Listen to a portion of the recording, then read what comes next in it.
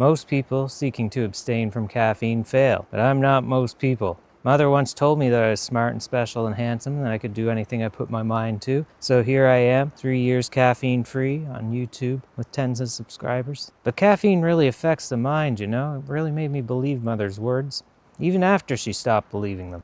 I realize now that I'm sort of a screw-up, but you know the saying, every mistake is a learning opportunity unless the mistake results in the inability to learn, like a concussion or death, and the atheists are correct and there's no afterlife in which to learn. I learned a lot by failing to quit caffeine multiple times, and I'll share this with you now with some solutions and maybe gain Mother's approval by doubling down on the only thing I've ever been good at, failure leading to abstinence.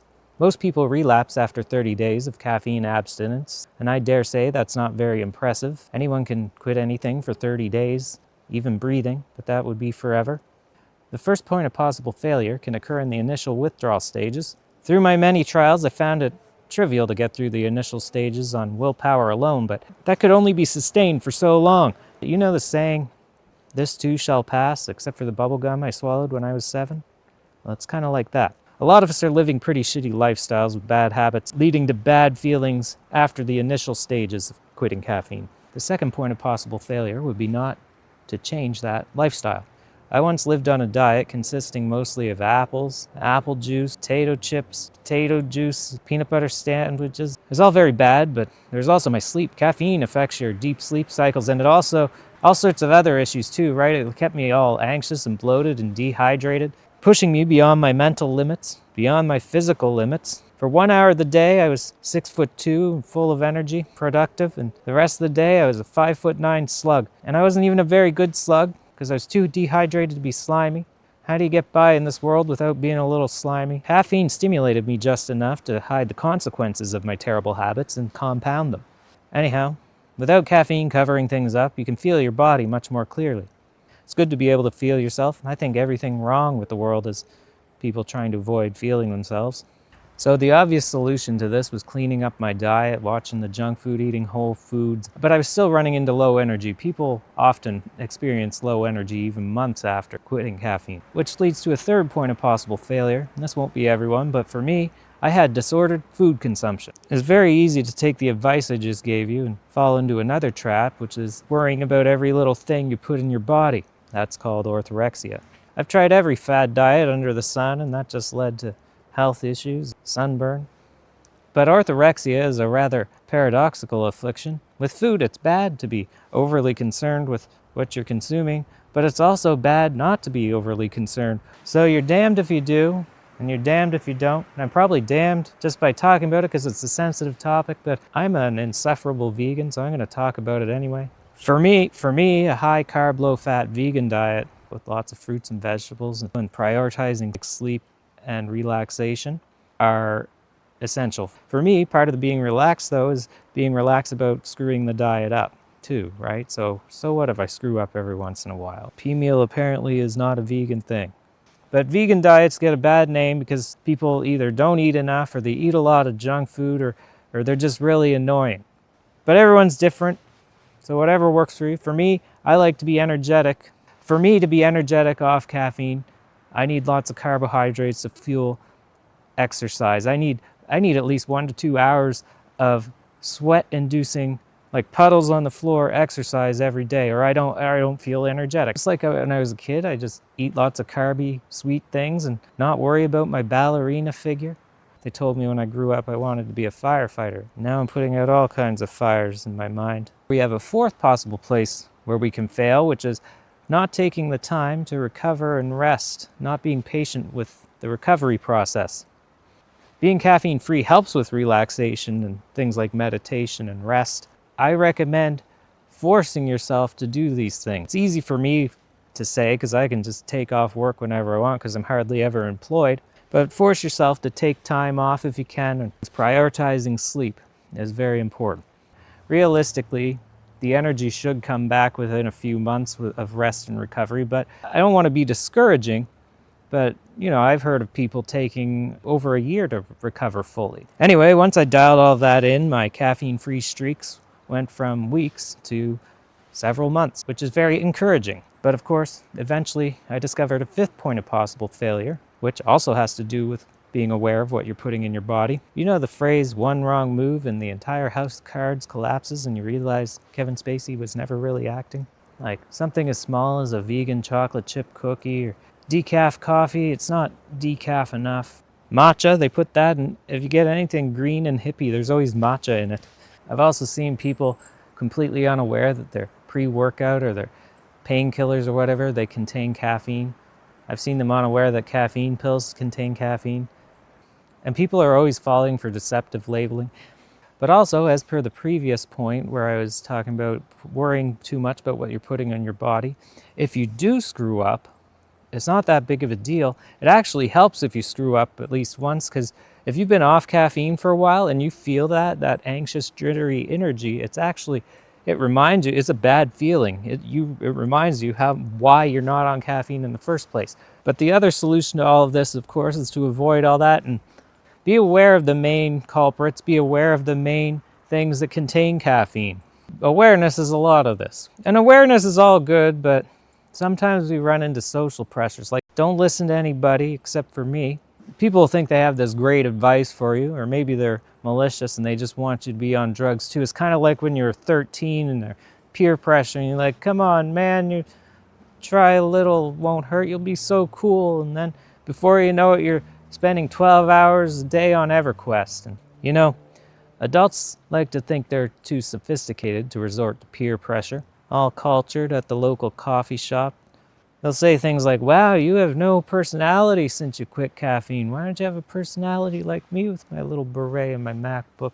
Or they'll appeal to your science worshipping side. We're all science worshipers in our culture. When we're making generalization about the positive health benefits across a whole population about a substance, I think, biology is incredibly complex. I don't think we can make those generalizations. There's an intractability to knowing these things. Plus, I just don't trust studies funded by Big Coffee. I only trust my feelings and my body, which currently has no funding. Please like and subscribe so I don't have to someday resort to that. Anyhow, you don't just have to worry about individual people pressuring you in this society. Society itself will pressure you. Caffeine is the grease and the cogs of this messed up machine we all live in.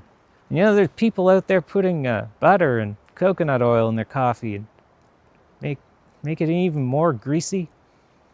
Those people are truly lost. Anyway, when 90% of your adult peers are on caffeine or some other stimulant and worshiping that messed up machine we live in, you're going to feel pressure from that, right? So I have here a 7th point of possible failure, which is a trap, the societal trap. We're expected to keep up with the system, block off, say, a bunch of big chunk of your day, like 9 to 5 or something, and take a stimulant to make you perform well there, and then you're burnt out by the end of the day, you have nothing left for your kids, so they end up on their iPad till midnight, and they don't even need you anymore because they got that. They're not even scared of the monsters under the bed anymore. They're like, monsters? I drink monsters for breakfast. So how do you, caffeine-free, keep up to all these wackos on their stimulants?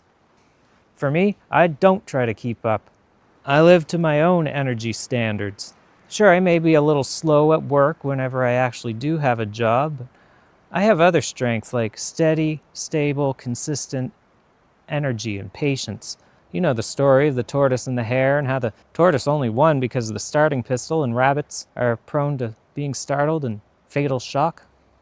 Being caffeine-free, I'm really calm and I'm removed from all sorts of problems that other people are experiencing.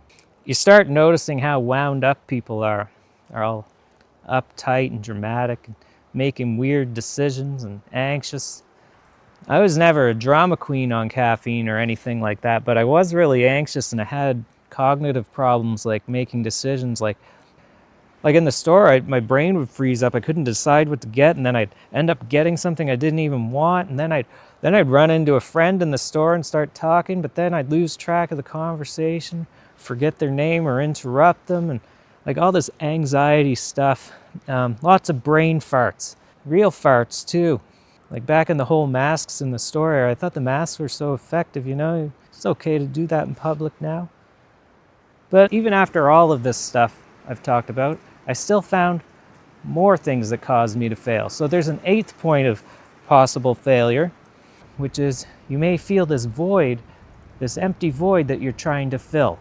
And you may try to replace it with something else. You may have these raw emotions that you're not really sure how to deal with because you don't remember. And any of that can lead you right back into caffeine or something worse. You know how they say there's no substitute for the real thing, but nothing is real, so nothing is actually something, so nothing can't not exist, and now I'm having an existential crisis? Well, I started feeling more in touch with myself off caffeine. Like I could cry during movies, and this weird feeling started to come. It's like this explosion of chemicals in my brain. I was feeling love. I fell in love. I didn't know my brain was capable of making so many neurotransmitters. And it felt fantastic. And I know you think I'm going to warn you, don't replace the caffeine feeling with some love or obsession or limerence or something like that. No, it's not about heartbreak either. It's about, she was a really good cook and she treated me like a mother and wanted to take care of me, and she fed me all this non-vegan food and got me back on caffeine and emotionally unavailable, and then before I knew it, I was out on the street with the rest of the caffeine-addicted junkies and heart palpitations instead of heartbreak. So just be careful. So how, 3 years into this caffeine-free thing, how do I fill this void? The best way I found is to just lean into it. Lean into the calm life you live. You know, reading a good fantasy novel and addressing your mother issues is way more fulfilling than having a girlfriend. And having some kind of purpose or passion helps, right? So the ninth point of possible failure, I don't have any passion, but I do have things I moderately prefer to have in my life than not have in my life.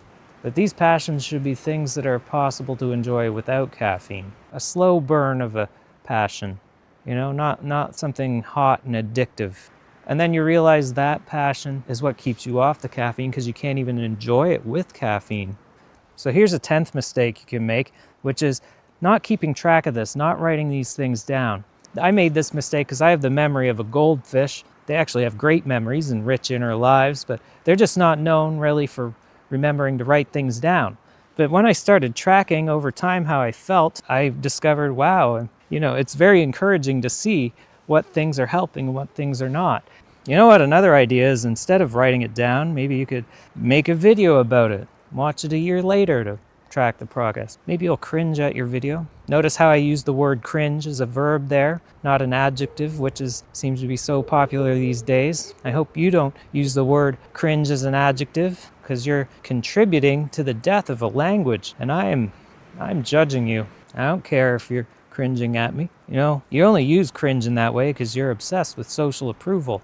And I only worry about mother's approval. And plus, I experience verb cringe on a daily basis that trumps any of your adjective cringe. And yes, I know I just used the word cringe as a noun. But you know, maybe we could just throw it all away. The whole language way, we could use cringe as an adverb. Cringy, cringing. Or I have a better idea. In the name of diversity, we could use the word cringe as a pronoun. But you know, on second thought, I would find that very confused.